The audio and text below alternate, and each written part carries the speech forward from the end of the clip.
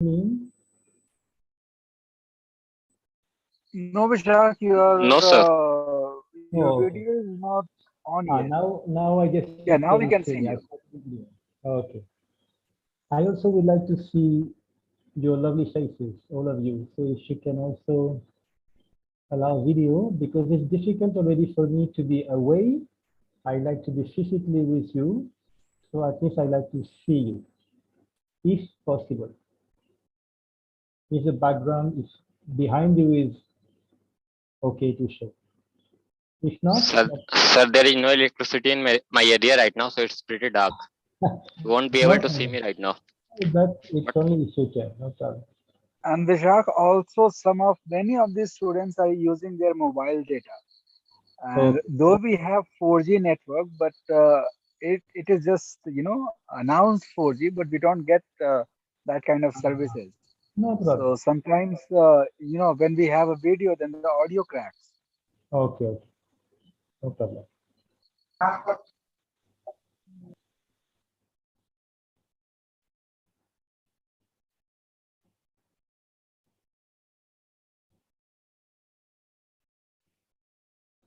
So Darshanji, tell me when you feel it's time to start. Now it's 7:05. I think maybe it's a good time to start, but we can wait a little if you want. Yeah, maybe we can wait for 2 more minutes, or we can start Yeah. in 2 minutes. Okay. As we will have this recording available on our YouTube channel, so others would be able to see it lately also. Okay. Yeah.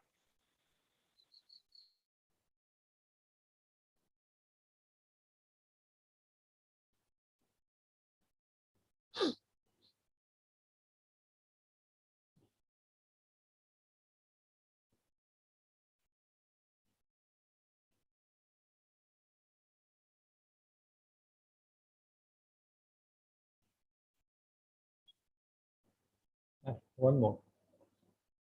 Welcome, welcome.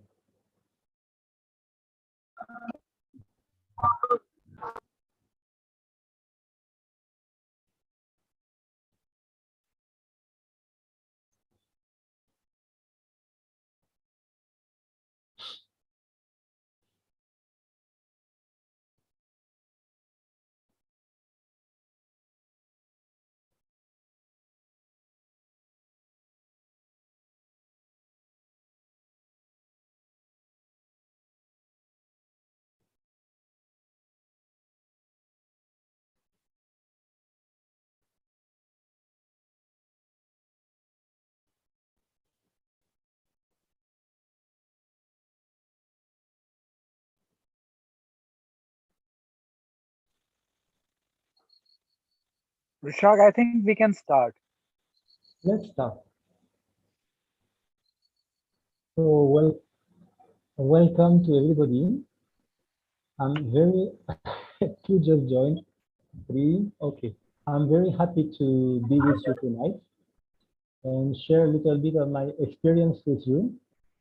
And also, I hope you will share your thoughts with me, because I also want to learn from you.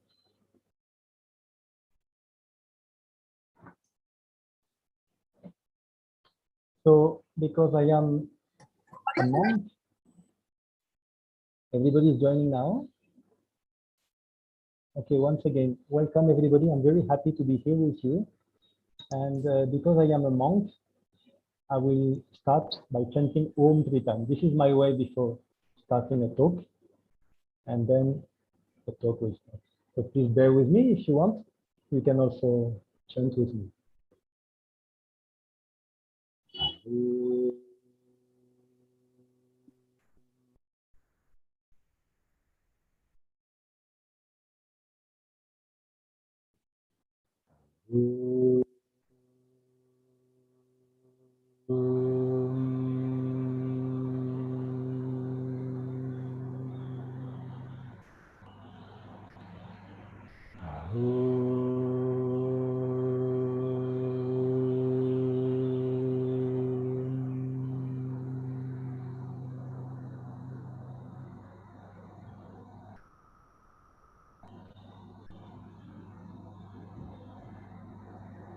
Okay, so I am not used to giving talks. I hope I will not disappoint you. And anyway, I also want you to express your views. So I propose that first I will introduce myself, and then I will tell you my ideas about the topic, which is sustainability and spirituality. I will show you, I have 5 videos, short videos, 3-4 minutes that I want to show you. And then I will ask you if you have any question or anything to say, we can share together. Okay? I think it's better if you all mute yourselves because there may be noise in the background. But if you want to intervene, you unmute yourself. Okay? And if possible for you to put the video so that I can see your faces, I will like it. If not possible, no problem. So my name is Vishak.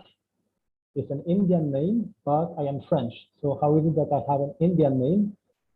It's Amma Shrimata Amritanandamayi, who I consider my guru, who gave me this name in 1999. And because I have been living in India, in Amma's Ashram in Kerala for the last 10 years, now this is a name I like to use, Vishak. So I will not even tell you my administrative name, the French name, because I don't use it.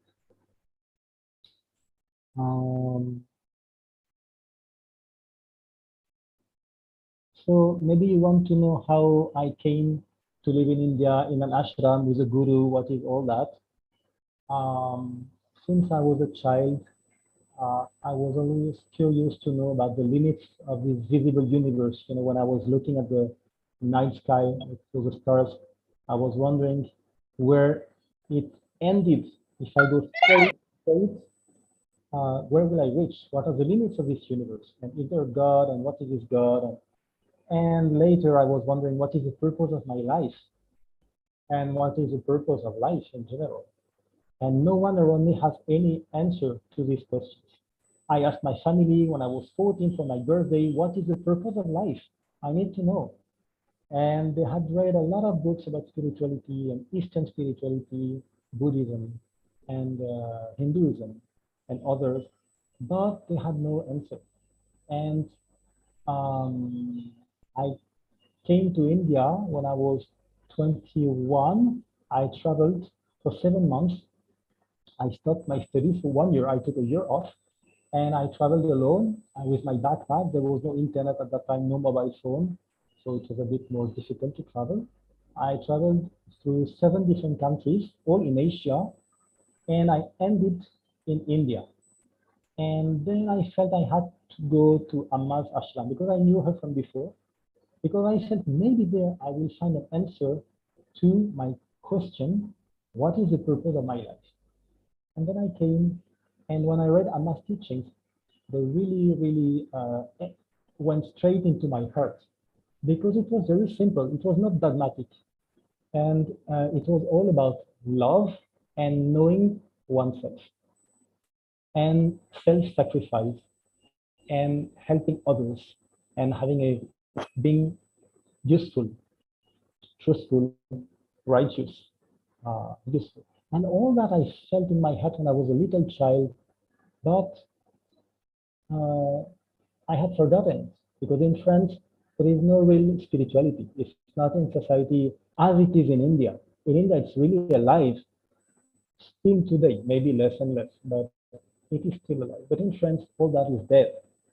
So, and then after a long story, I finally came to live permanently in India in Amma's Ashram in 2012. And when I arrived, I first was the supervisor of our compost unit. We have thousands of people living here. We have maybe 3,000 permanent residents. We also have 1,000 students because Amma has developed a huge network of charitable activities, including a university with about 20,000 students in 5 campuses in different states of India. So here the headquarters is in Kerala. Amma is from Kerala. And we also have 1,000 students living in the ashram.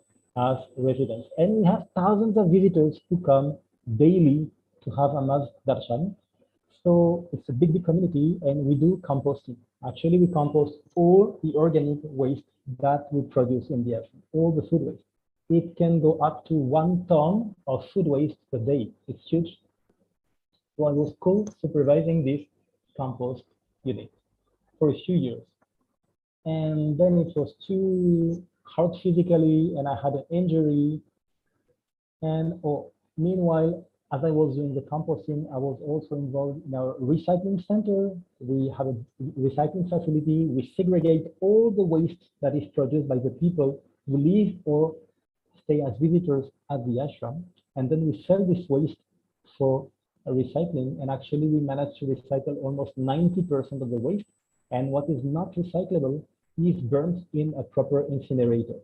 So we really, really avoid as much as possible to pollute the environment. And I was involved also in the organization of the events when Amma travels every year. She spends maybe 2 to 3 months traveling in India. She goes to Delhi, she goes to Calcutta, she visits all India.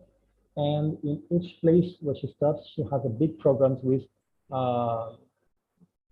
thousands and thousands of people come on 3 days. So I was also helping to organize the waste management for these events. And that is because of this experience of mine. Friend, we can hear you, so maybe you can mute yourself. And I don't speak Hindi. So it's because of this experience of mine, and also because I am a foreigner but living in India, that Darshanji proposed me to talk to you and tell you my experience. Briefly, I can tell you, before coming to the ashram, I was working for 7 years in the best engineering school in France. It is called École Polytechnique, and it is the equivalent of the IIT. In India, you have 4 IITs. There is Mumbai, Delhi, Chennai, and I don't know where the fourth one is, maybe Calcutta, I don't know. That's the best engineering school. So I was working in one of these as head of the reception services for the foreign students. Now let me tell you my passion, because although I live as a monk, I still have like things that I like, at least maybe not passions. Classical music, Western classical music. I am a trained pianist, classical pianist. Martial arts, also having practicing martial arts, a traditional art form from Vietnam, which is close to Shaolin Kung Fu. Since I was 10 years old and until I come to the ashram, that is like 25 years. And I love nature and wildlife. And I love being helpful and doing seva, that is service activities. And in Amma's ashram, we have plenty of possibilities to do seva. It is our main practice here. Now, what I don't like, there is one thing I really can't stand, it is selfishness. Selfish people, I really don't like that. Because to me, it means we have no heart. We only think with our intellect, but we are not connected to the heart. Because if our heart is open, then we'll be selfless. We'll have some selflessness. And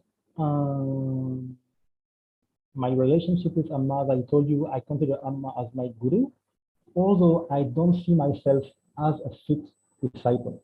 And I want to be very clear, all what I will tell you tonight is, of course, I try to imbibe her teachings, but I am not an authorized representative, and all I will say is only the reflect of my limited and imperfect understanding. Okay, so what I will tell you is not Amma's teaching. I want to be very clear with that. And last, I want to tell you my relationship with India. I feel you are so blessed to be Indian, to be born in India.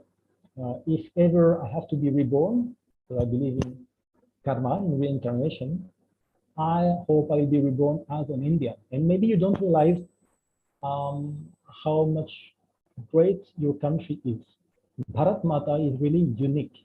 And I have come to discover India and to love it through by living here and also through Sanatana Dharma, which is the original name of Hinduism.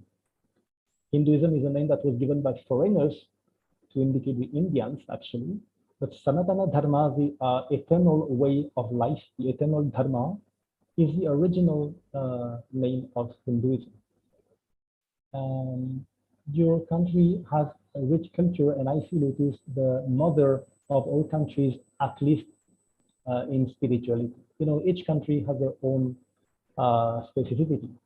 We French, we're very good in cooking. I think we have one of the best cooking tradition in the world. And I prefer the French food than the Indian food. And if you take Japanese people, they're very clean, very humble, polite, and very disciplined. And Indians, they are just spiritual. The spirituality is in your blood. You have devotion, and I think all the religions in the world somehow, we can say, take their roots in India. And there are still all the religions, almost all religions existing in the world now are still practiced in India without too much conflict.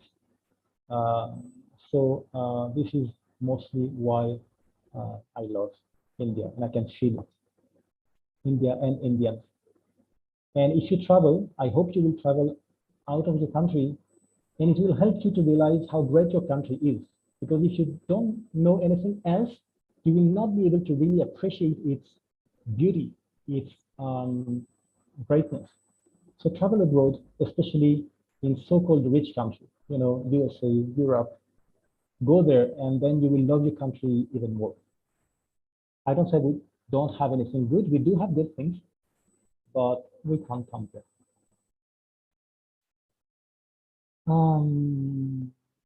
So, okay. So the topic is sustainability and spirituality. And to me, they're really related. When I say spirituality, I don't mean religion. Okay, let's start with spirituality. What is spirituality?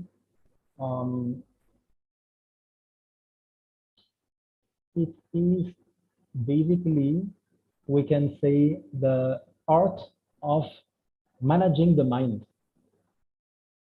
And it implies also faith in a higher power that governs this universe.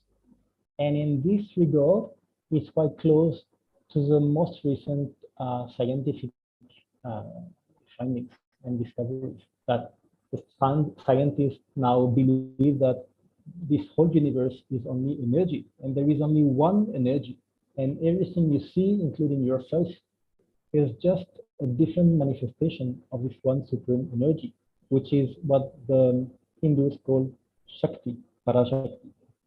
So in many ways, there are lots of similarities between the most recent scientific discoveries and tips and findings and the very old tradition in Sanatana Dharma. Like if you take the Big Bang, it was 15 billion years ago. They say everything started from a small, tiny, like a pinhead, and all the energy was concentrated in this pinhead. And then when it kind of exploded, or let's say expanded, it gave birth to this universe you see. And our universe is still expanding. It's still in movement, in expansion. And this is very close to what Sanatana Dharma says about the origin and creation of the universe. The sense being that the scientists don't know what was before the Big Bang. Whereas Sanatana Dharma has an answer to that. Let's not go into it first because I'm not a specialist, and then because it's not really the topic. So this is for spirituality, the science or art of managing the mind. So what is the relationship with sustainability, we'll say? Okay, what is sustainability? It's to sustain. To sustain means to protect, to care for, to make last. And interestingly, there is a word in Sanskrit that also implies sustain, to sustain. It is the word dharma. Dharma means that which sustains. And dharma is essential in Sanatana Dharma. It's even part of it. Sanatana, like eternal, and dharma is the right way of living. So the eternal right way of living. So you can see that there is a connection between sustainability and spirituality. So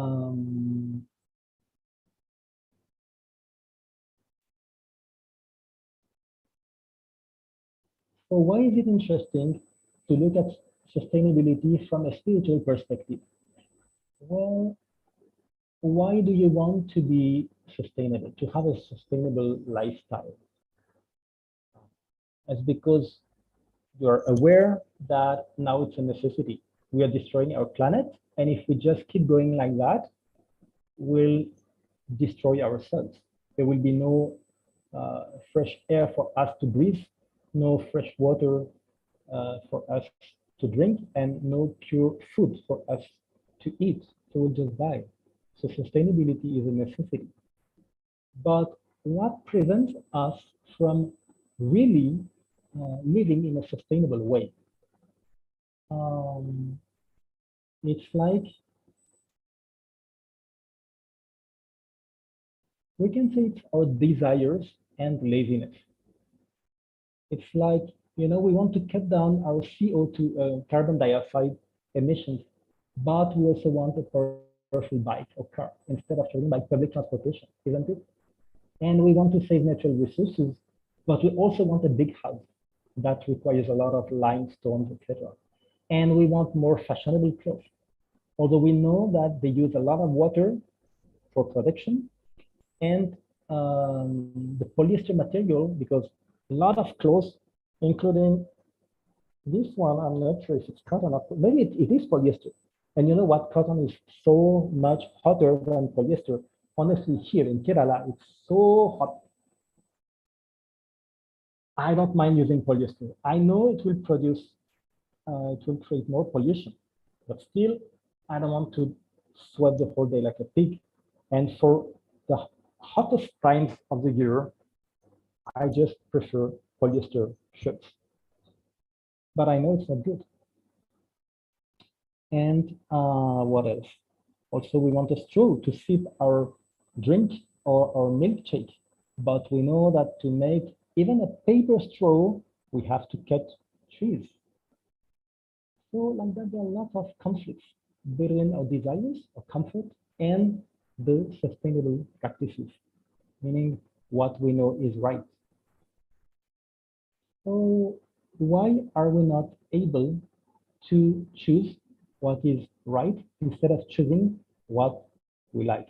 Of course, we have to find a balance. And I will not ask you to go to an ashram and live with only one piece of cotton clothes and have only one meal per day.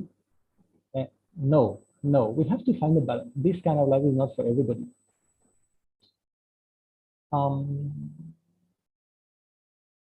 And spirituality helps us to know what is right and to find the motivation and the strength to do it.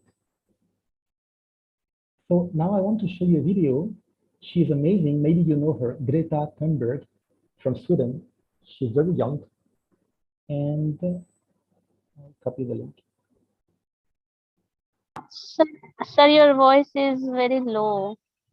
Very low. Oh, sorry, I have a problem with this thing. Am I audible now? I'm trying to copy the link, sorry.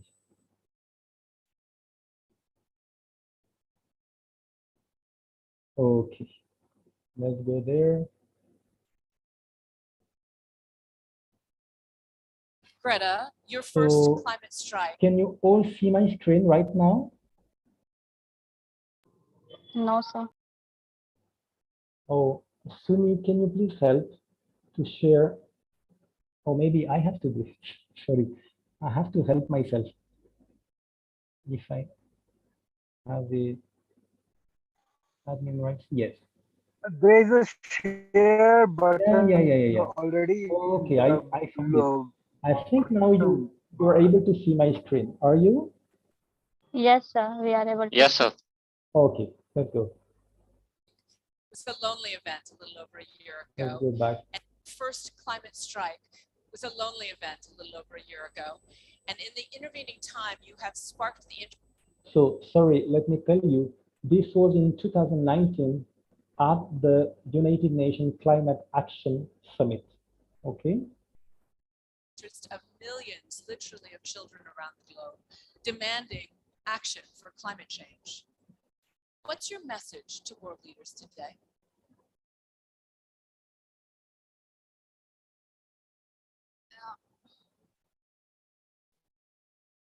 My message is that we'll be watching you.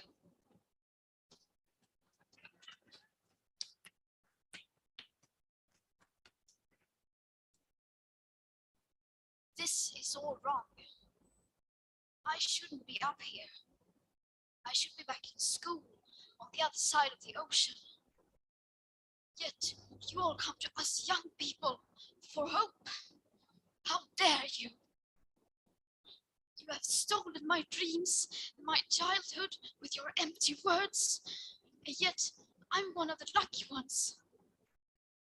People are suffering. People are dying. Entire ecosystems are collapsing. We're in the beginning of a mass extinction, and all you can talk about is money and fairy tales of eternal economic growth. How dare you?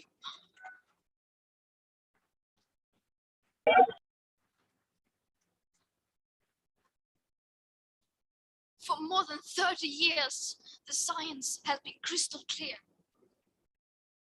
How dare you continue to look away and come here saying that you're doing enough when the politics and solutions needed are still nowhere in sight?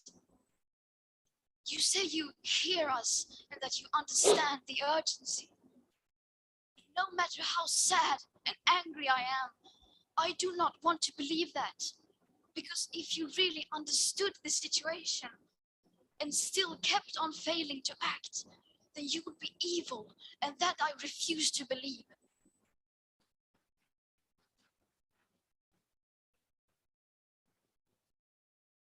The popular idea of cutting our emissions in half in 10 years only gives us a 50% chance of staying below 1.5 degrees at the risk of setting off irreversible chain reactions beyond human control. 50% may be acceptable to you, but those numbers do not include tipping points, most feedback loops, additional warming hidden by toxic air pollution, or the aspects of equity and climate justice. They also rely on my generation sucking hundreds of billions of tons of your CO2 out of the air with technologies that barely exist. So a 50% risk is simply not acceptable to us, we who have to live with the consequences. To have a 67% chance of staying below a 1.5 degrees of global temperature rise, the best odds given by the IPCC, the world had 420 gigatons of CO2 left to emit back on January 1st, 2018. Today, that figure is already down to less than 350 gigatons. How dare you pretend that this can be solved with just business as usual and some technical solutions? With today's emissions levels, that remaining CO2 budget will be entirely gone within less than 8.5 years. There will not be any solutions or plans presented in line with these figures here today, because these numbers are too uncomfortable and you are still not mature enough to tell it like it is. You are failing us. But young people are starting to understand your betrayal. The eyes of all future generations are upon you. And if you choose to fail us, I say we will never forgive you.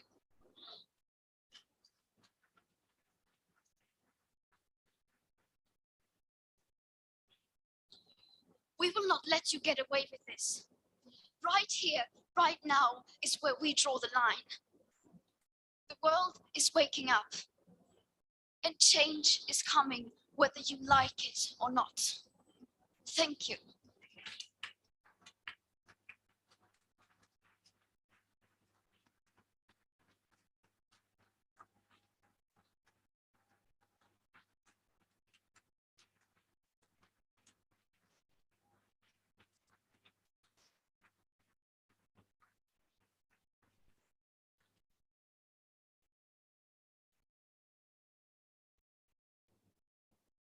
Okay, can you hear me again? Yes, sir. Yes, sir. Yes, sir. I hope you were able to also hear the video. Were you able to hear it? Yes, sir. Yes, sir. Yes, sir. Yeah, that's really important. So I'm quite speechless. Even though I watched the video before, I still see a little bit my voice is choking and I have tears in my eyes.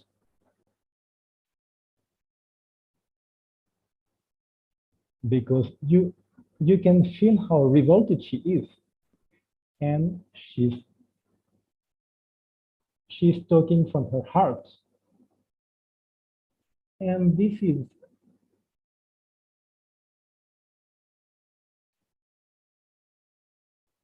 is actually what we need to develop. This feeling of revolt that we don't want. We don't accept this. If we can have this feeling to the same extent as she has, that's wonderful already. We have reached very, very far. We should not be able to sleep at night when we see the facts, when we really have this awareness, because we have so much information. We have knowledge, actually.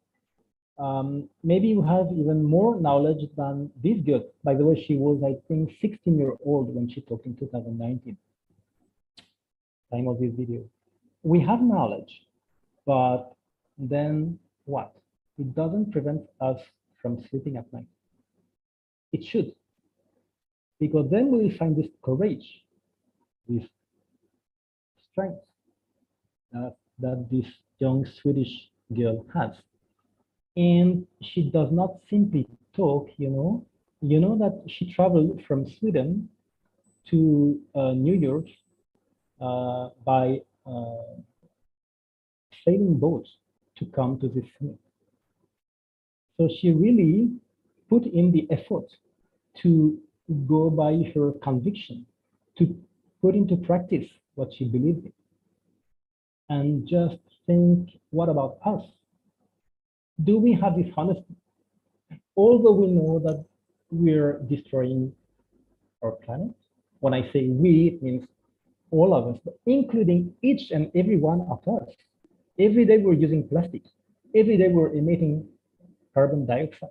Every day we have practices that are not good for the environment and things that we could avoid. We could always save more power, save more water, buy local products, buy seasonal food that doesn't require so much transportation. In so many ways, you can always do more. So I feel this young girl is really a role model for all of us. And spiritual principle help us to maybe, I think, to develop this awareness. Why? Because it helps us to feel our that we are part of nature. It's funny, we say we have to protect nature, but actually it is the other way around. We forget that nature is protecting us, because without nature we can't exist. And some people say, like Amma say, that this coronavirus we had recently and it still has, was a sign that nature was giving us to change our ways and be more mindful and more gentle about with her. Nature can wipe us out of the surface of the globe, and still nature will strive, will thrive. Sorry, the plants will still be there, animals will still be there, the ocean and sky will still be there if we don't exist. Actually, they will be much happier if we don't exist. We should not think we are the boss of the world and we are the most powerful people, because nature is the real boss. So spiritual teachings help us develop this awareness.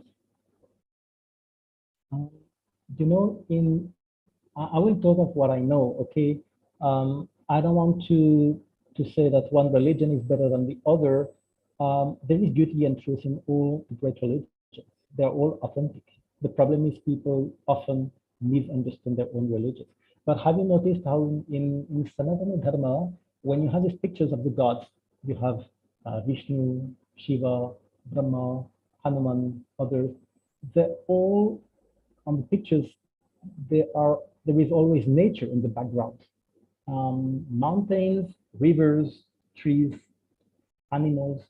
Each god has their own vehicle. Ganesh has a mouse, and Vishnu has the eagle, the Garuda.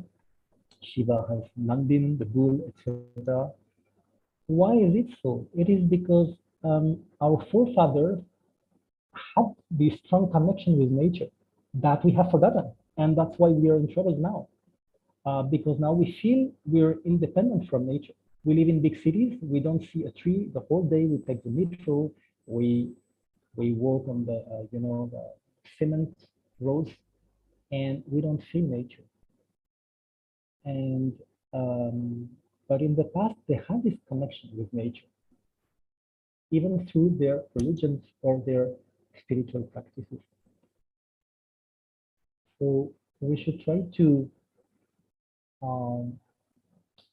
build again this connection with nature.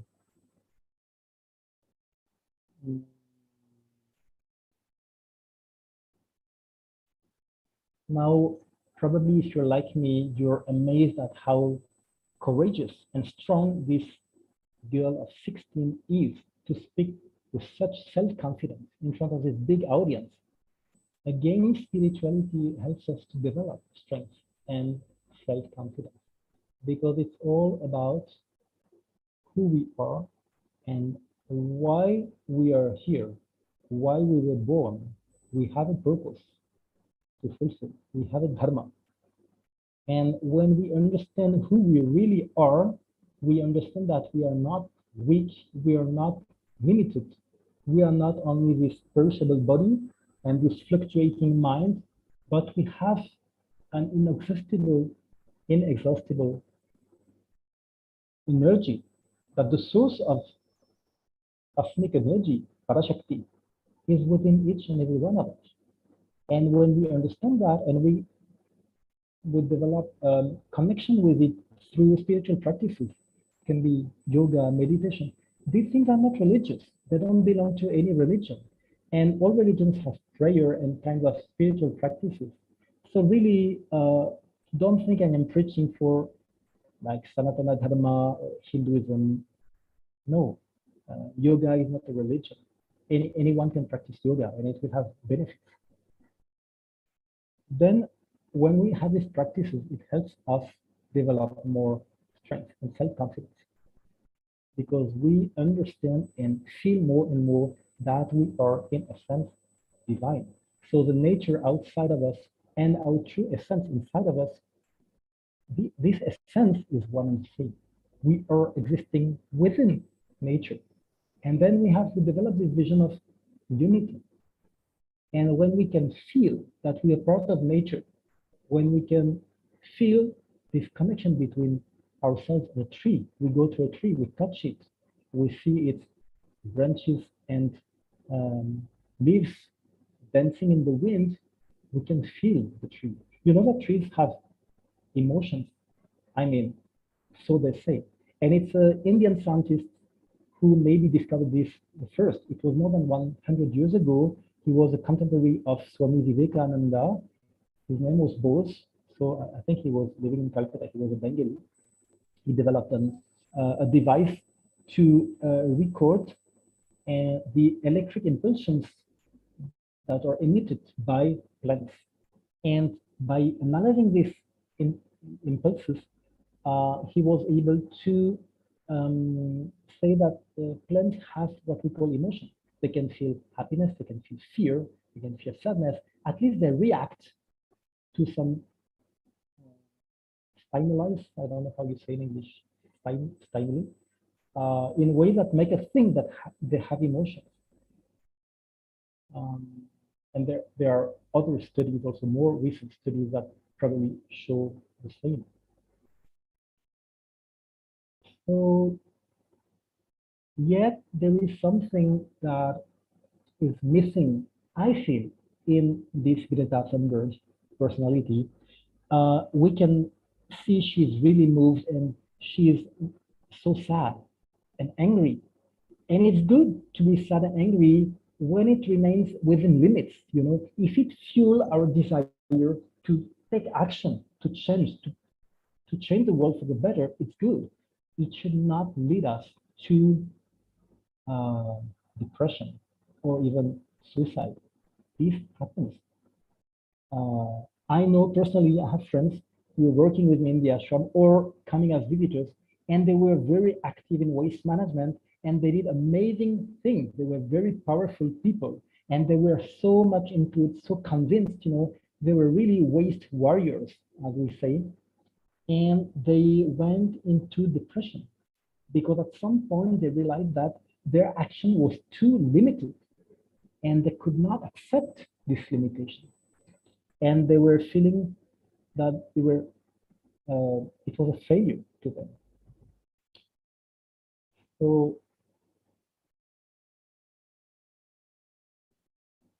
let's watch another video now of someone who did not fall prey to this negative thinking and depression. Where is it? Let me find it. Maybe you know him. He's Afroz Shah, and he cleaned the beach in Mumbai without any budget and any organization. He is also a role model for me. Okay.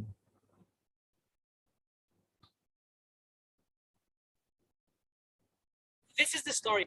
Let me share my screen.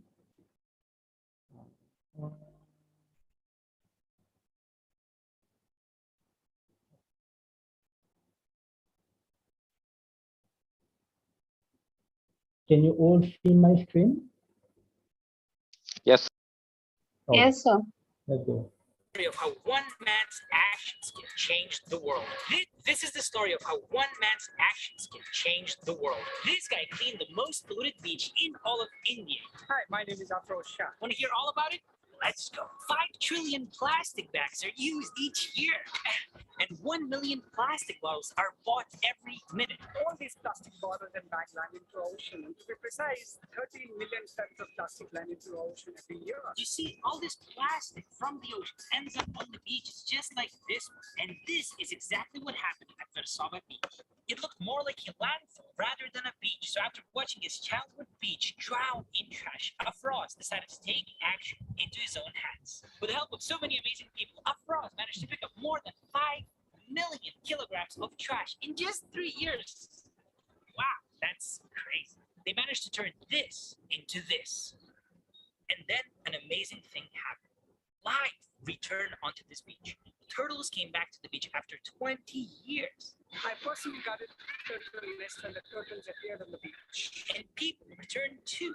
People could finally enjoy their beach. For his amazing work, the United Nations awarded Afroz Champion of the Earth Award. Originally, Afroz is a lawyer. From Monday to Friday, he works here as a legal counsel. But my personal journey is different. So I understood one day I had to do something for my childhood beach. beach of Warsaw. So there was 5.5 feet of plastic on this very beach.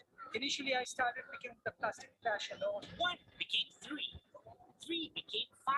5 became 20 and turned it into the world's largest beach cleaning operation. We started in 2015, and from then on, hundreds and thousands of volunteers joined up in the beach cleaning. They're picking the trash with their own hands, then put everything into these plastic tubs and take it away from the location with the help of tractors and excavators. Hundreds of people are joining these cleaning campaigns every single week from all around the world. And even kids have a great impact. Volunteers are cleaning not only Versova Beach, they are also working to save other beaches like this one, the Dana Pani Beach, as well as polluted rivers and canals.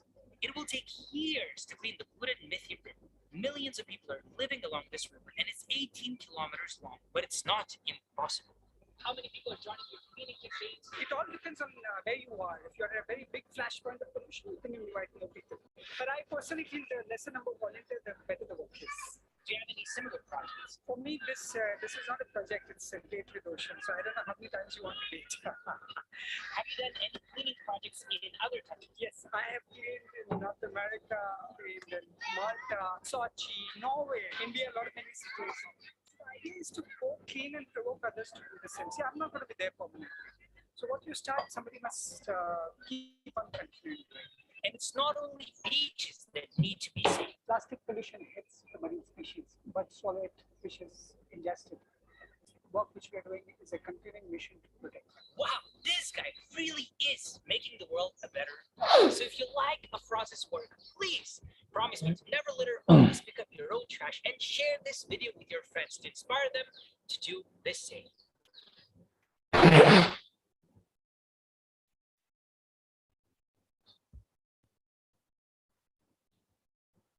Okay.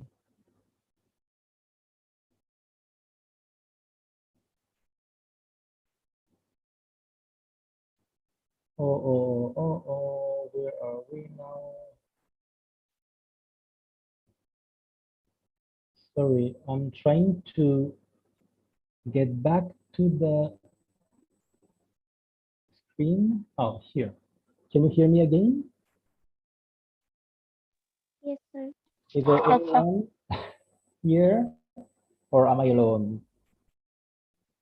Okay. Yes, so we can. It seems there are still a few fellow there. Okay.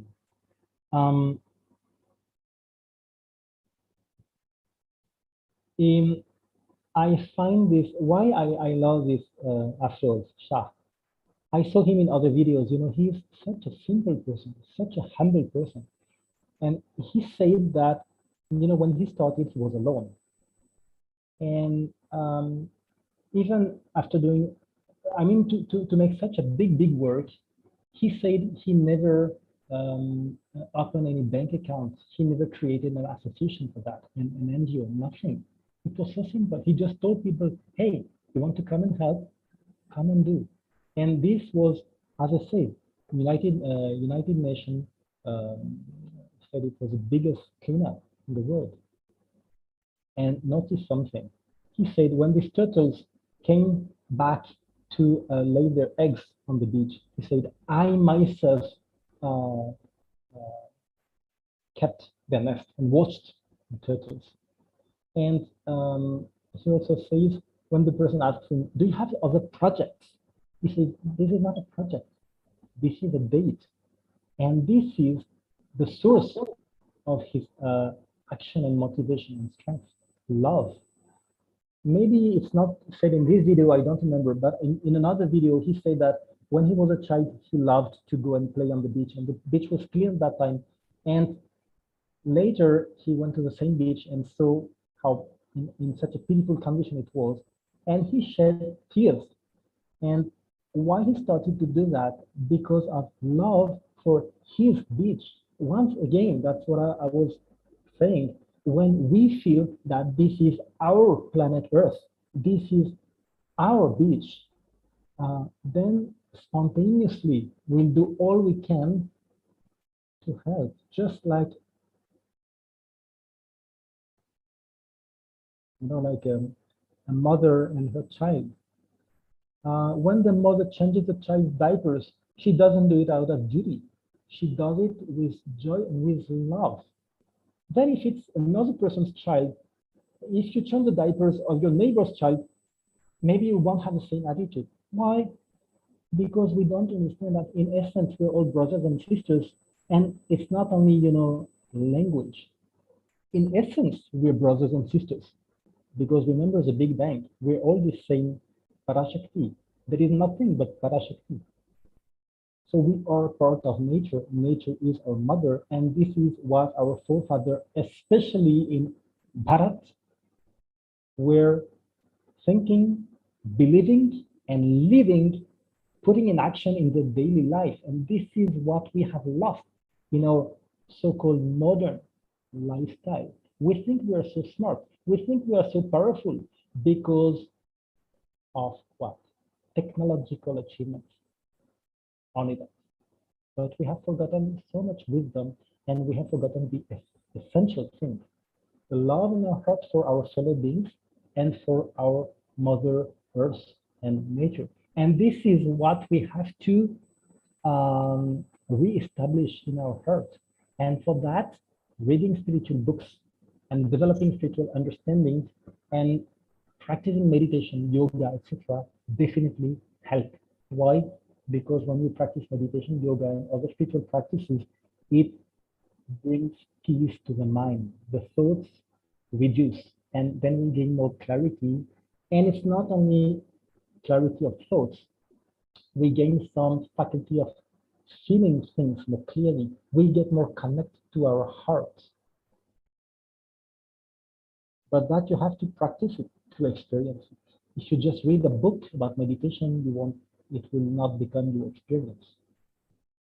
So anyway, I really want to insist on something. Again, we all have knowledge, we have some awareness, and we try to do what we can to save nature. Basically, there is two kind of attitude we can have. We can have passive attitude or active attitude. Passive attitude would be to avoid creating more pollution and harming nature. Like so avoid single-use plastic. Avoid traveling by airplane if there is an alternative. I don't tell you never take the airplane. Of course, if you have to attend a job interview, you're in Patna and you want to have a job interview in Chennai, and it's just the next day, yeah, book a flight ticket. Makes sense because it's for a job, it's for your survival. You need to work and earn money to sustain yourself and your family later. Maybe you have a family. But if there is an alternative, choose that instead. So this is the passive attitude, which is good. And at least we should all do that. At least we should do that much. But that's not enough. Because given the speed to which we are destroying the planet today, that's not enough. We need also to have an active attitude. We need to be warriors. And we need to spread this awareness and not information. Most people know the situation and know what is sustainable, but they have not enough awareness. So we have to spread this awareness around us and encourage people to do the same. Recently I went to a big hospital, which is one of the branches of our ashram. It's in Kochi. It's one of the most modern hospitals in the country. And I brought when I went to the canteen, to the hotel, we call it a hotel, to get my food, I brought my own metal tiffin and my own metal mug to get my food and my water and chai, so that I don't use their disposable dishes, especially because it was Corona. They were not giving the metal plate that they're usually giving, but they were giving disposable dishes. So I made sure I carried with me this tiffin. That's it. That's a passive way to practice sustainability. But I did not only do that. As I was waiting for them to bring back my tiffin with the food, I observed the people next to me. And I saw these people, they used the disposable items.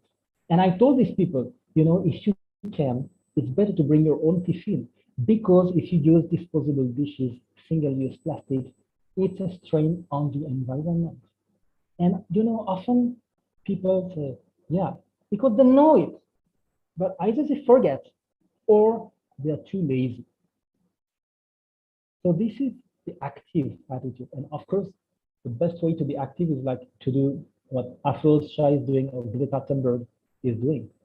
But for that, we need a lot of strength, a lot of courage, and a lot of love, because love is really the fuel. Sorry, I feel I'm talking a lot, and I want to also let some space for your questions. So I propose, there are some things I won't tell you. I propose to show you a last video, which is a video of Amma talking about nature. And I feel it sums up everything. So it will be our conclusion.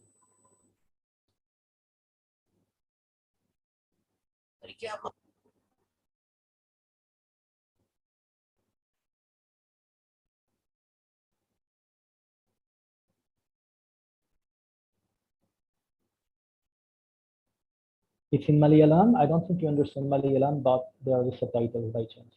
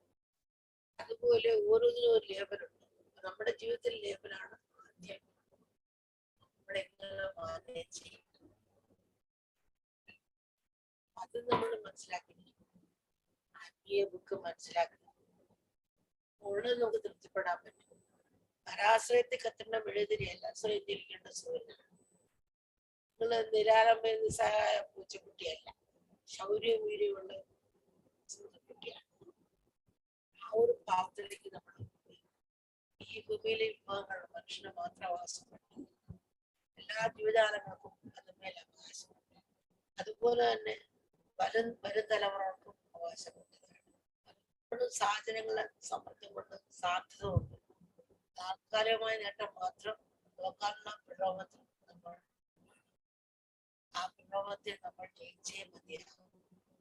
ഇത് പറയുമ്പോൾ ഒരു കഥ ഓർക്കുകയാണ്. ഒരാള് നടക്കും, അയാളുടെ bag മറ്റുള്ളവർ പൊട്ടിച്ചു കൊടുക്കും. ഇയാൾക്ക് കയ്യിൽ ബാഗില്ല. Okay, I want to stop here.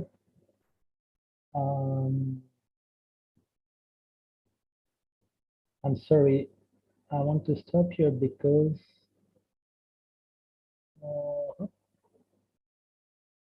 okay, I'm sorry, I stopped it because then it's a very long story, and I'm afraid you will get bored. I mean, very long, it's 3 minutes, and I will replace it with another story that Amma says, which is very short and I find very powerful. You know, suppose in a 10-story building, the fire break out at the first floor.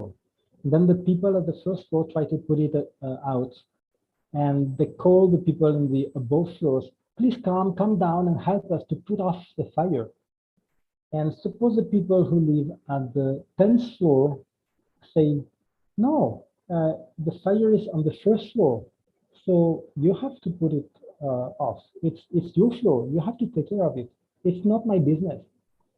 This is foolish, because soon it will become their business, because the fire will very soon spread to the whole building, and including the 10th floor.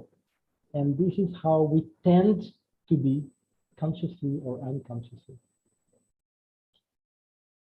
So I just want to tell you another short story, which I find very beautiful. We may feel we are so weak, so limited, and like helpless to bring any change, that even if we do a small little thing, it will not have a big impact, you know, on the whole situation.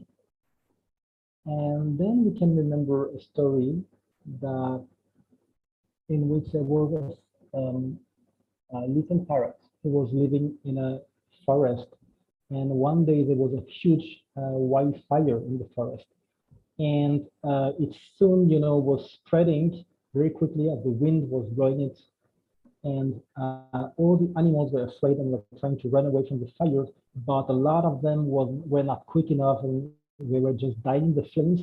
And the little parrot was flying here and there and witnessing this, and it was horrified. It was feeling so much pain in its heart. So he was so sad of seeing that. And so he was wondering, what can I do? What can I do? And finally he had an idea. He went to a nearby pond, and he dipped himself in the pond, and came back above the fire, and shook his little body, and a few drops of water fell down. Of course, the fire was so big that the water never even reached the fire. It got evaporated before. But in spite of that, the little parrot continued to go and bring water and come flying back to try to put up the fire. And he just continued again and again and again, you know, tirelessly. And finally, God, who was witnessing the scene, felt so touched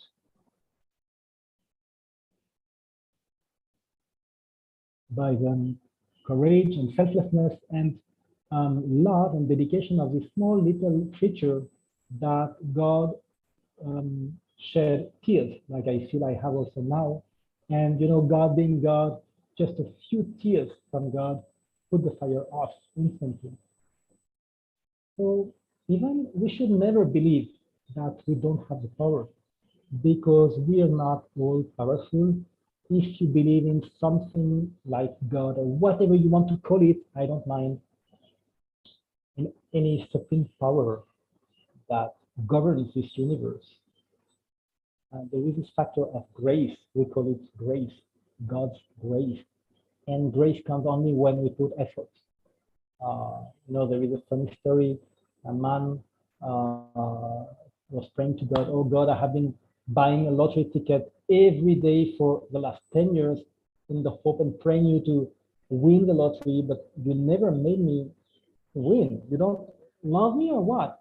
And then he heard a voice, my son, I do love you, and I'm ready to help you win the first prize. But sorry, in the story, he was just praying to God. Oh God, for the last 10 years I've been praying to you to win the first prize in the lottery, but you never answered my prayer. You don't love me. And then God said, yeah, I'm ready to help you. But for that, first, you should make the effort to buy a ticket. So when we put effort, God's grace flows. You may not believe in all that. It's not important. And just forget it. So I'd like to conclude now, and then I really want to hear you, anything you want to share or questions you want to ask. Be strong, don't get depressed. So many youth today, at least in my country, suicide is the first cause of death among the youth, more than road accident. It's crazy. Not only suicide, the youth are using drugs, alcohol, they go into depression, they are just destroying themselves. Don't do that. Our precious human birth has a purpose, and we have a dharma, we have a duty to fulfill. And our first dharma today is to protect nature and to bring this awareness around us, like to shed light around us. So if you have a goal in life, if you feel you have a duty, it will give you strength, it will give you motivation, and you will not think of taking drugs, alcohol, committing suicide or anything. Plus, you will do your duty, you will do your dharma, and it will also give you some joy. Because, you know, sometimes when I write in my diary in the evening what I did, the best thing I did today, what made me the most happy, you know, sometimes I write, what made me the most happy today was to do my duty. It was hard, I was sweating, I didn't like it, but I had this satisfaction of doing the right thing. So we have to develop this idea of dharma and to abide by it, to live it, to put it into practice. One more thing, it's so helpful to have role models. You know, I have a guru, I'm not asking you to have a guru. It's something really personal, but it really helps to have role model that is authentic. Not just any, you know, actor or movie star. They may have good values. They may be kind-hearted people. I don't know, but they may not. Try to have a role model that is really has reached the perfection of human, you know, humanness. That is a perfect human being. What I mean is perfection in selflessness, in love, in compassion, in humility, in patience. Why I chose Amma, I recognize Amma as my guru because to me, she embodies all these virtues to the highest level. And it does help me. So it's really personal, and you can choose to have a role model, but it does help as long as it's a good role model, of course. And one last thing, I would like to ask you to try to take a commitment to do six things. First, live a simple life, avoid luxury. Then you will also leave more wealth for others. Then grow a plant or sapling in your home, or better, you grow your own vegetables. It will build a relationship between you and nature. If you do it, you go in the forest and plant a tree and then come back home and forget it. It's good, but then you will forget it. But if you do it in your home and daily you have to water it, then you can talk to it. I planted trees, I talk to them, I feel them. Let me just tell you a story. It's quite amazing. I have no explanation for that. It's a mystery.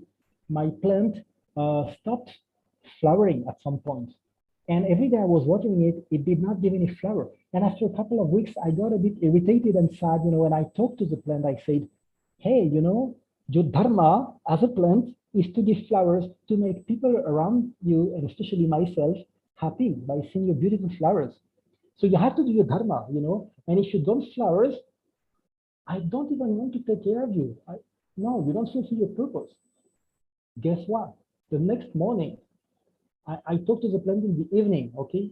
The next morning, a small little flower had opened. How do you explain that? I heard other similar stories. It's not only me. Plants can feel, understand. There is a lot of things. So grow things at your home. Number 3, try to use public transportation. And if you take your car, you practice carpooling. Take people with you, or travel with others in their car. Practice carpooling as much as possible. This will cut the carbon dioxide emissions.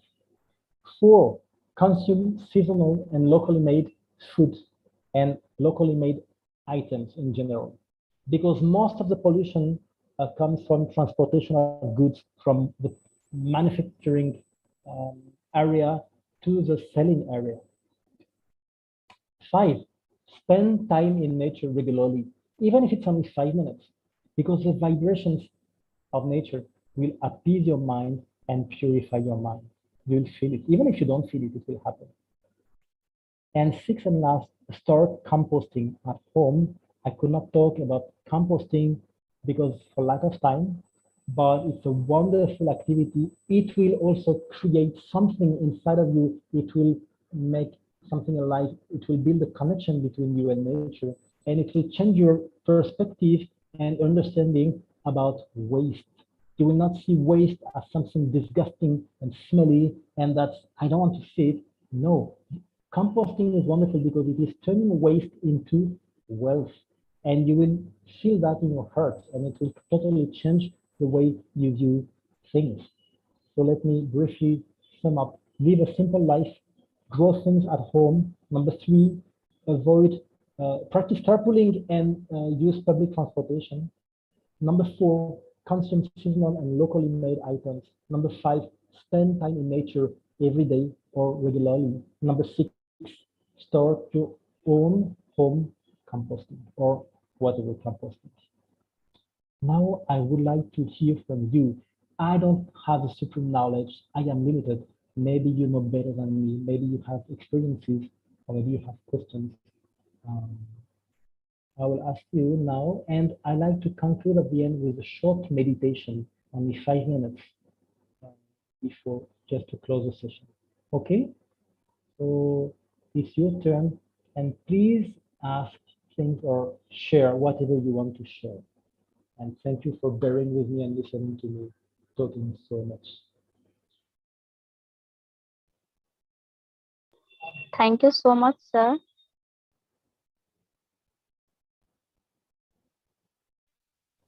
And you can ask about anything. It may not be sustainability or just anything you.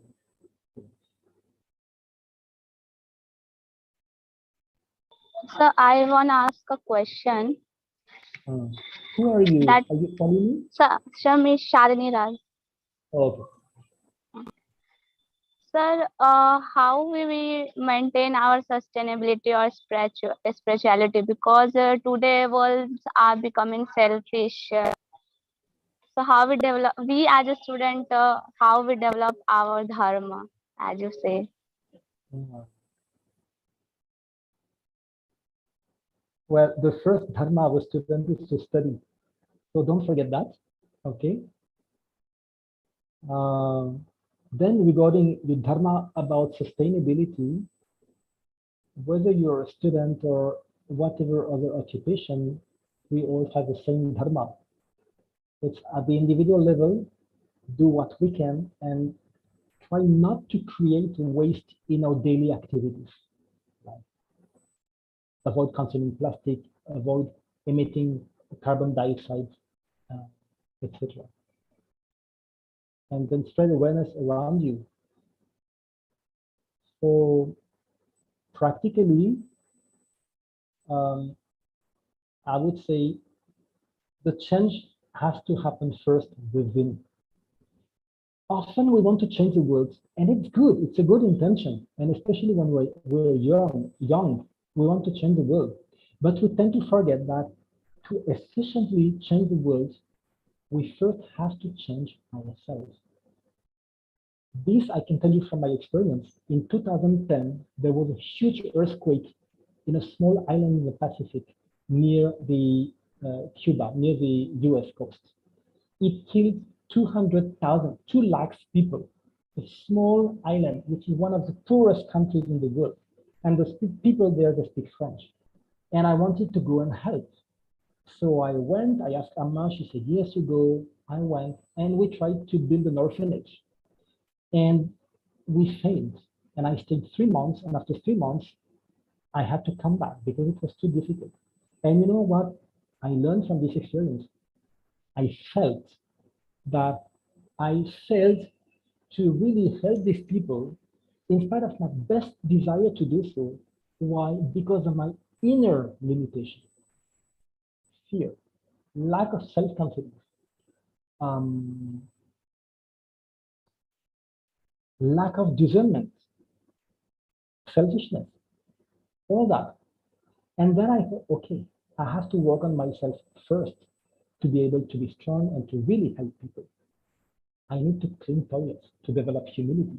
I need to practice meditation, to gain inner clarity, to overcome my fears, to become fearless.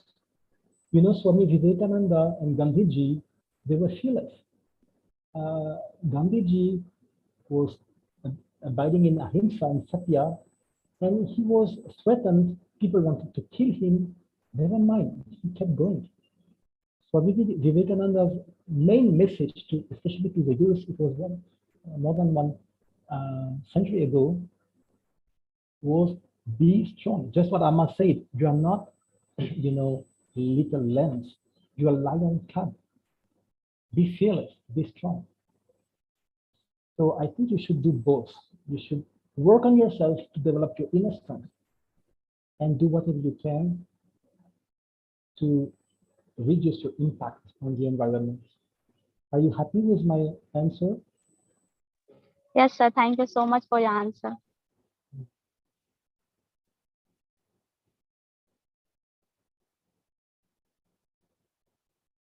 I heard a male voice before Shalini took the mic. There was a boy who wanted to say something. Maybe not, I don't know. So once again, we can share or ask about anything. It may not even be the topic. It's better if it is about the topic, but if you're curious, I don't know. Because we still have a little bit of time. Oh, not so much actually, only 5 minutes left. But still, if you didn't agree with what I say, if you didn't like anything I say, please, courage starts here. Tell it. I have no problem with that. I am wrong very often. But I want to have your feedback. Okay, did you like it? Did you feel it was interesting? Did you feel it helped you? At least tell me that. I don't hear anything. Okay, you didn't like it. I'm sorry. No, sir. It's really a very proud moment for us. And on the behalf of the Darshan, sir, we would like to thank you for joining us and sharing us such an inspiring thought with us. So it's a pleasure to hear you. Who is speaking? Is it Shalini or Suni? Sir Shalini. Oh, okay. Thank you, Shalini. But on behalf of the others, is nice. I would like them to tell me if they liked it or not. Could you please show me you're still alive and still awake? Otherwise, I will feel you fell asleep, all of you. Are you sleeping? Unmute No, yourself. sir. Ah, No, sir. okay. Sir, thank you. Okay.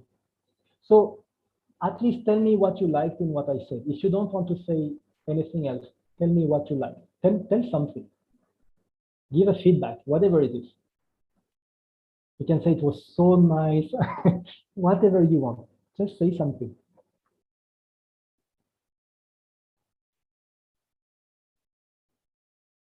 See, if you're shy like that, who will take care of our planet? I'll tell you something.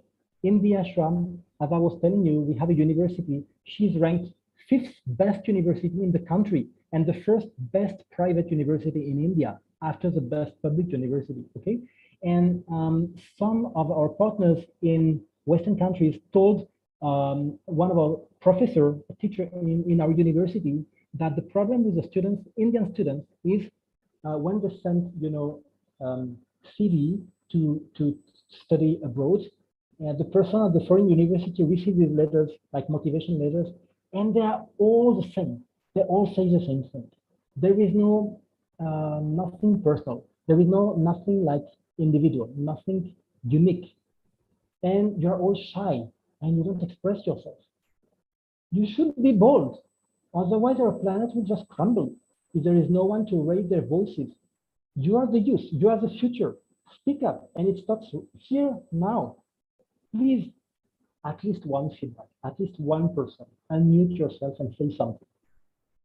One feedback. Gather courage.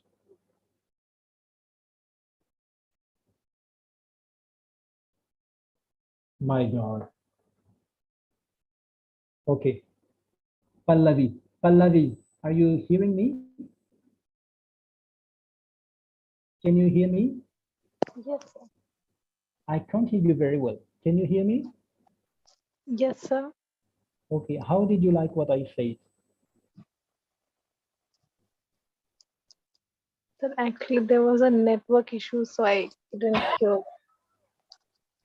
Okay. I'm very sorry. Vivek Kumar, can you hear me? Sir, it's only one of our intern asking you that how can we start composting on our own home from kitchen waste? That's a very good question. Okay, there are tutorials on YouTube. You just Google, home composting or home composting bin or compost bin. Google compost bin, okay? You will find there is something called the smart bin. I think it's 2,500 rupees. You can make one by yourself. You just buy a bucket, buy a lid, take a drilling machine, drill holes in it, but if you don't want to put effort, just buy it.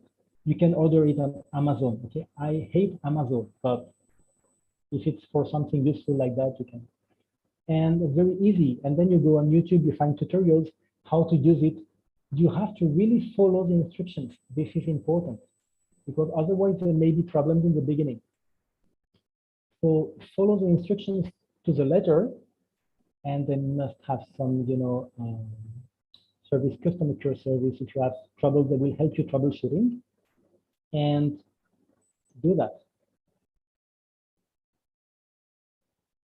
Is it okay? The answer is, you're happy with the answer? Sir, but how? Sorry. Yeah. Sir, but it releases toxic gases like methane. How can we avoid that No. during composting? Not composting will create pollution and will release methane gas. Why? Because in 90% of the cases, your food waste will end up in a big open landfill and it will just rot. Composting is controlled decomposition. Landfill is uncontrolled decomposition. When controlled decomposition happens, there is very little methane released. So composting is one of the best ways to manage and recycle organic waste. Okay, sir. Thank you so much.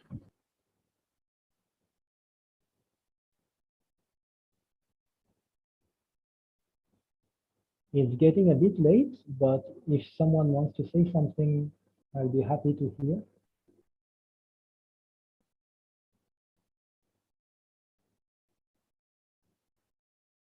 No? Okay, I won't push you. I really would like to end with a, let's say, 3 minutes meditation. So please don't disconnect now. Let us, let me tell me before that, I was really, really happy to interact with you and to share with you. I'm not used to doing it. And I hope you will help protecting our planet and become good human beings. So let us close our eyes and don't lean against your chair. Keep your back straight. Have a very comfortable posture, but while keeping your back straight. So your eyes are closed, your back is straight, but without tension. You just lay your hands on your knees and be fully relaxed.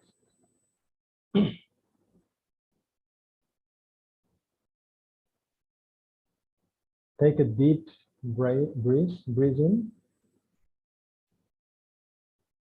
and exhale naturally without forcing.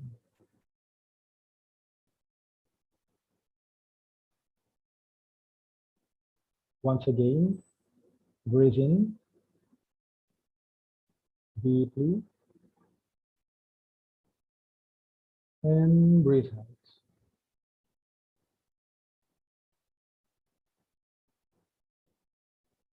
And now feel all the tensions that you may have in your body just disappear, especially your eyelids, nose, your cheeks, your ears, your face, jaw, let it drop. Breathe by the nose, in and out. Let the breathing happen naturally without forcing. Don't intervene in your breathing. Let it be natural. Release your shoulder, relax your shoulders. Relax your belly, your tummy, no tension in the stomach.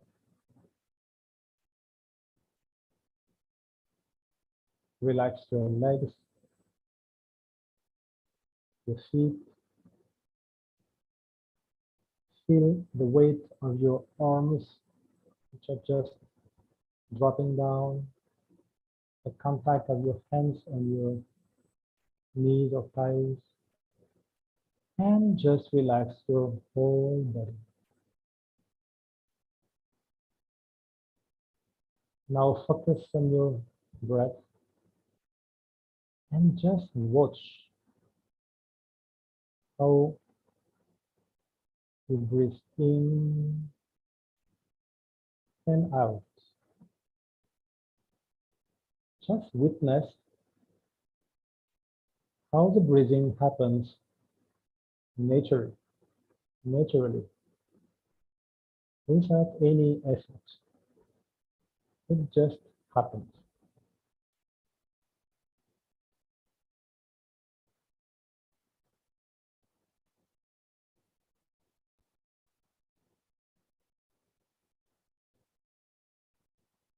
If you want, you can slightly smile. It will help bring relaxation to you, but it should not involve a big effort from your side. It's only if you feel it.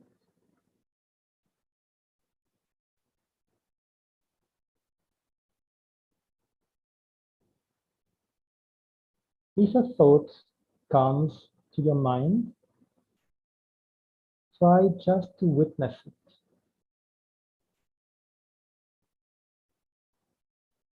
Don't get carried away by one thought that becomes two thoughts, that becomes five thoughts, and like that, a succession of thoughts. Just witness the thought and remain detached from it. Observe it. It comes like a cloud in the sky and goes like a cloud in the sky. And you don't feel that you have become the cloud. You just observe the cloud. You are not the cloud.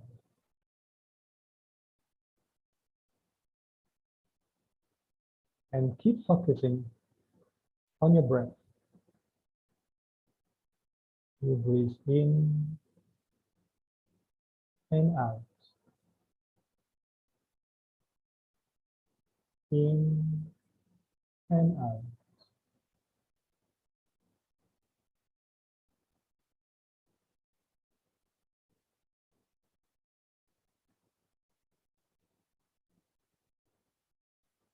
It's almost finished.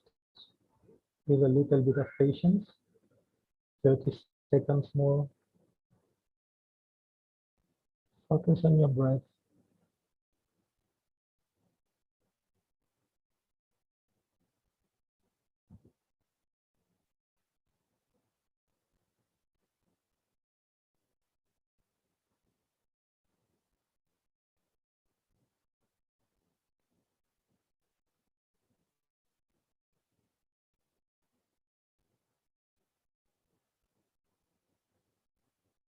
You can remain eyes closed. I will chant a very simple Sanskrit prayer, which means, may all beings in all the universe be happy and in peace. If you know the prayer, you can chant along. If not, just listen.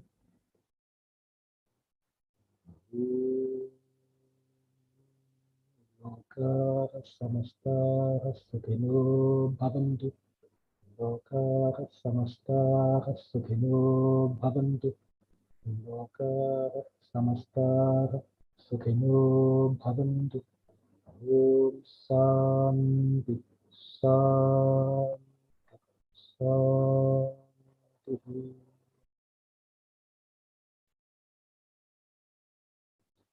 Once again, thank you everybody for your patient listening and your kindness.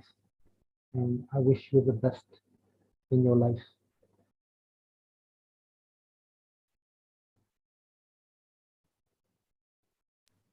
Sir, Thank you, sir. so thank you so much, but I want to ask one Sir. question.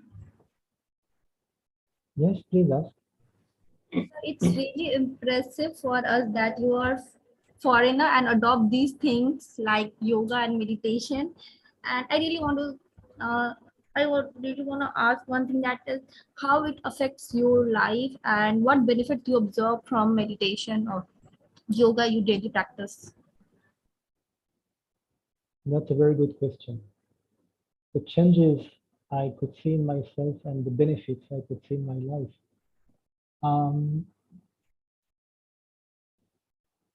I have an idea that comes to me, before I come to live permanently in the ashram, I started to spend 1 year here just to see if I was fit for it. Because I am a very responsible and cautious person, I didn't want to act, like on an impulse. So it was like a test for me. And I spent 10 months with Amma in India. And then I went back to my country. And one of my friends, when he saw me for the first time, after I came back, he told me, "Oh, you look younger." And my brother, who came to pick me up at the airport, saw how my shoulder, which usually are a bit, tensed like that because of stress and tension. But I am a quite tense person, My shoulders were completely down. And he said, "Wow, it's impressive how relaxed you are." This is the feedback of others. It's visible to others. Now, my personal impression, feeling, it gives me peace. It gives me joy. And maybe the most important thing, it gives me feeling of purpose. I think I am doing the right thing. And I can feel it because it makes me happy. Here in Amma's ashram, our main practice is seva. I do around 6 hours of seva every day, and I don't really have a day off. So basically I work almost like, anyone else. And my free time is not spent in parties and seeing friends, and this kind of thing. My free times is spent practicing meditation, bhajans, uh, reading scriptures, all that. And when I do my seva, I really feel helpful, makes me happy. And I know if I were anywhere else in the world, or if I had a normal lifestyle with a family, taking care of my family, I would not have this fulfillment, this feeling of being helpful. Are you happy with the answer? Yes, sir.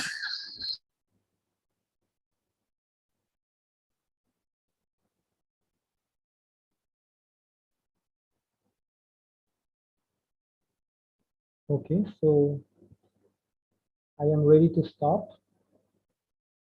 But as long as there are still people connected, I will wait. I don't know. Maybe you want to share again.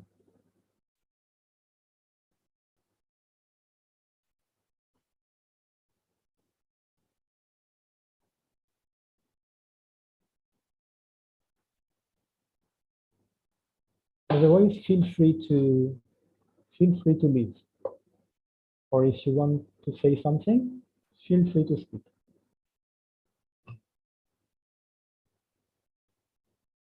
I still have some time, so it's okay with me.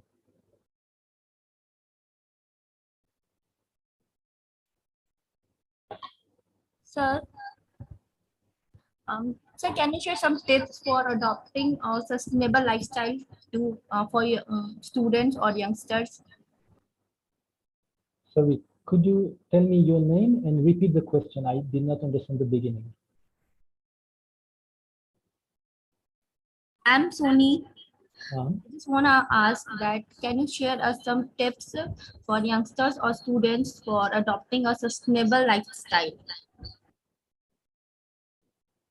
um,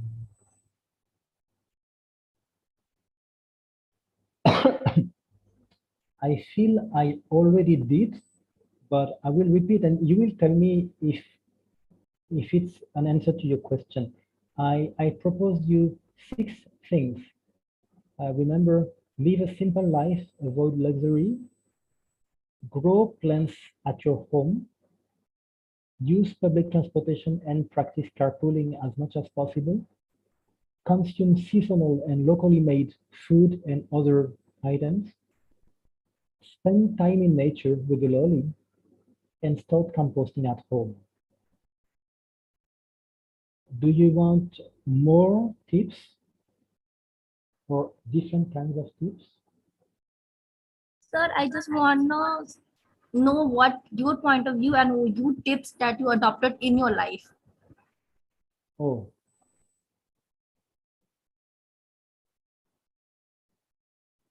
my life.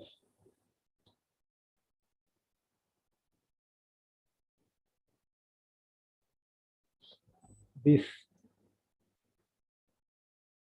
this destruction of our planet is something that really touches me deeply because I am a sensitive person.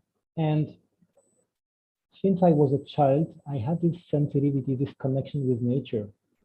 When I was alone in nature, I was feeling connected with nature. And now when I see someone, sometimes you see people, they walk by a plant, a tree, and they just, who knows why, they just grab a leaf and tear it off. And then they crumble it in their fingers and drop it on the ground. There is no reason to do it. They don't need the leaf. Why do they do that? When I see that, it hurts me. I feel these people are really completely unaware. They don't see plants are living beings and they are cruel. So you can imagine what I feel when I see the current situation of the whole planet. It really hurts me. So what I do in my life, I contemplate upon it, upon the situation. And I always ask myself, what can I do? What can I do to not be a burden to this earth, but on the contrary, to help it make a better place?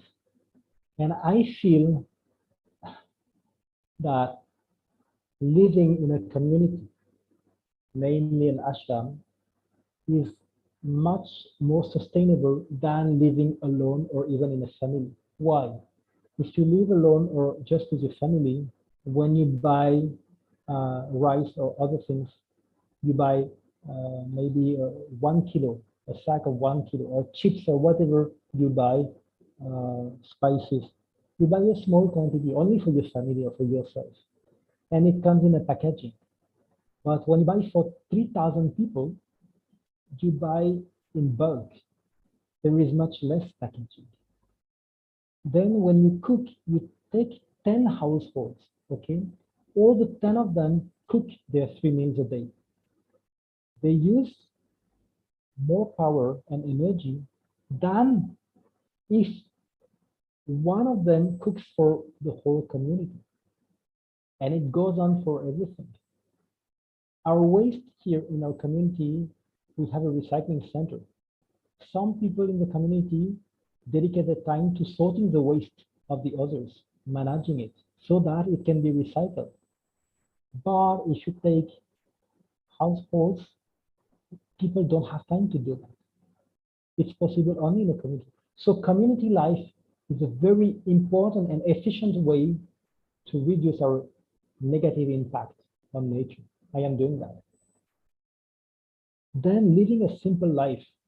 You know, I am sharing a room that is, I don't know, maybe 10 square meters. Yeah, barely that.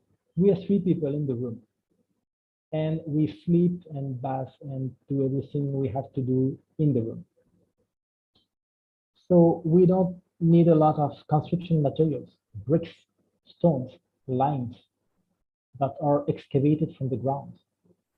So this is also sustainable. My clothes, it's not fashionable, it's not expensive. It's very simple, you know, plain clothes.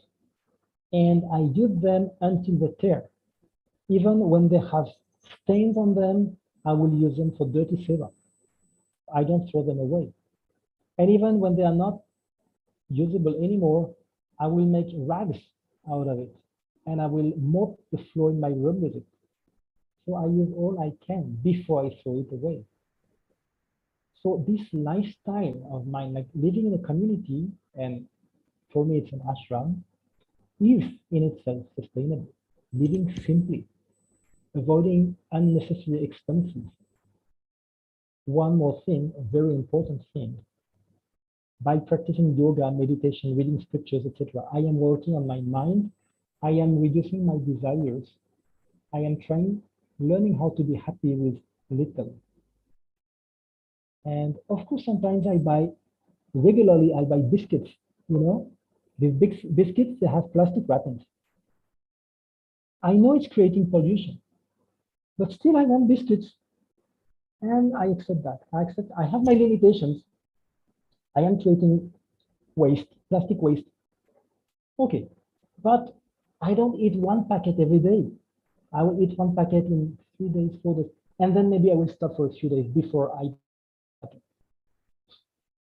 And these spiritual practices help me to be happy with little.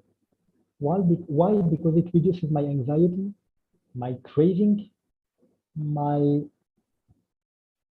stress, all that, my desires, my anger, all the negative emotions. You know, when you're really so joyful and happy, you don't need anything. Just breathing is enough for you to be happy. And spiritual practices increase your happiness level. So I feel I really do a lot to live a sustainable life compared with people who live in the woods. I can do more, but I do a lot. Are you happy with my answer? Yeah, sure, sure. I just want your opinion that how you adopt or in your life. That's you have answered all the stuffs that I want to know. So thank you so much.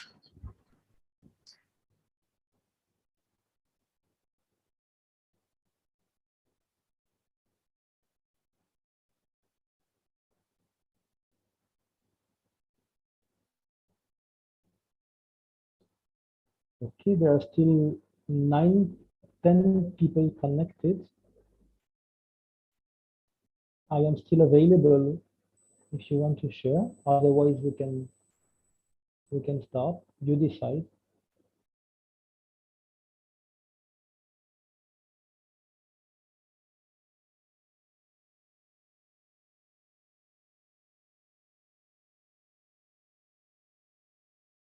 That's why you did not leave the meeting because you fell asleep. Sir, what you said right now. Oh, my connection is unstable.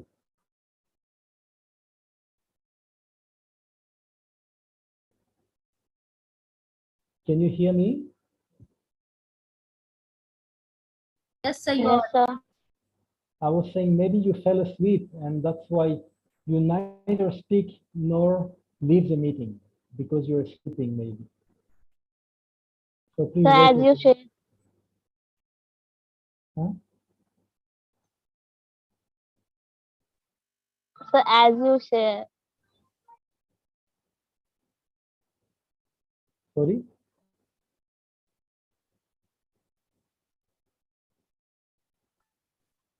so I said as you say means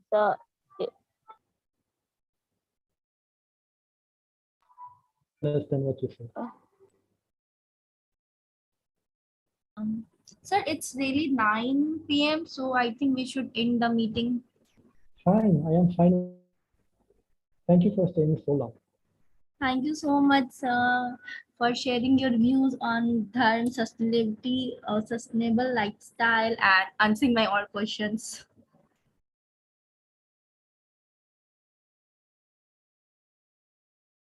And please ask Darshanji to give you my contact. I am on Telegram and WhatsApp, and I have no problem with that. I can send you links and documents and information if you want. Okay, don't hesitate. So can you share the details? So we can connect you through Telegram or anything. Yeah. Where should I? You want number in the chat, or you want to ask Darshanji to? Maybe it's better if he posts it on your group. You have a channel, you have a Telegram group. Maybe he can just share it.